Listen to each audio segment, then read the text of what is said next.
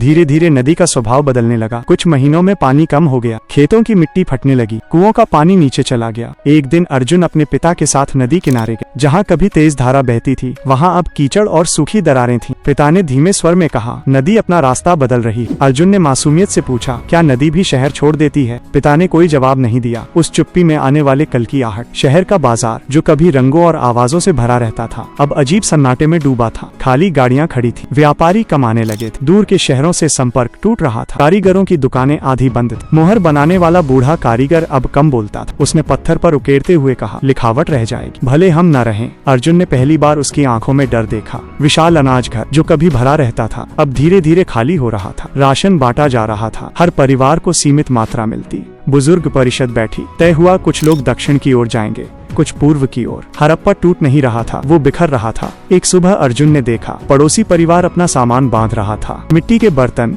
अनाज की थैलियां, कपड़े, छोटे खिलौने। बच्चे चुप थे। अर्जुन ने अपनी मिट्टी की छोटी बैलगाड़ी उठाई और माँ से पूछा, क्या हम भी जाएंगे? माँ ने उसे गले लगाया और कहा, घर ईंटों से नहीं लोगों से बनता है। आखिरी शाम शहर अजीब लग रहा था। धूप ईंटों पर ऐसे पड़ रही थी जैसे आखिरी बार चमक रही हो। अर्जुन छत पर चढ़ा। उसने अपनी आंखों से शहर को याद करने की कोशिश की। सीधी सड़कें, कुएं, नालियां, अनाज घर, बाजार, मोहरों की दुकान। उसे लगा जैसे शहर भी उसे देख रहा हो। रात को परिवार आग के पास बैठा, शायद आखिरी बार अपने घर में। पिता ने कहा, हम जहाँ भी जाएंगे हड़प्पा हमारे साथ जाएगा। अर्जुन ने मिट्टी की एक मुट्ठी उठाई और कपड़े में बांध ली, जैसे वो पूरे शहर को अपने साथ ले जा रहा हो। कुछ दिनों बाद हड़प्पा लगभग खाली हो चुका था। हवा चल रही थी, दरवाजे खुले थे, गलियां शांत थीं।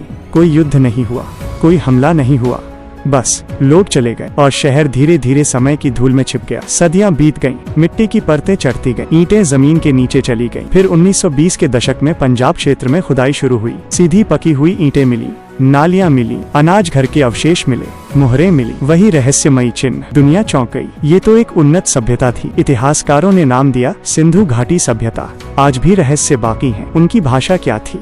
उनका शासन कैसा था? उनका धर्म क्या था? वे क्यों बिखर गए? हम पूरी तरह नहीं जानते, लेकिन हम इतना जानते हैं, वे संगठित थे, वे वैज्ञानिक सोच रखते थे, वे बराबरी में विश्वास करते थे, वे साफ सफाई समझते थे और वे व्यापार में माहिर थे। अगर अर्जुन सच में था तो उसकी मिट्टी आज भी इतिहास में है। हड़प्पा हमें सिखाता है कि सभ्यता ताकत से नहीं, व्यवस्था से बनती है। और अगर प्रकृति बदल जाए तो सबसे मजबूत शहर भी झुक जाता है। लेकिन विचार कभी नहीं मिटते। हड़प्पा खत्म नहीं हुआ, वो हमारे इतिहास का हिस्सा बन गया। उसकी ईंटें आज भी बताती हैं कि 4500 साल पहले भी इंसान सोचता था, योजना बनाता था और भविष्य के लिए जीता था। और यही उसकी असली विरासत है।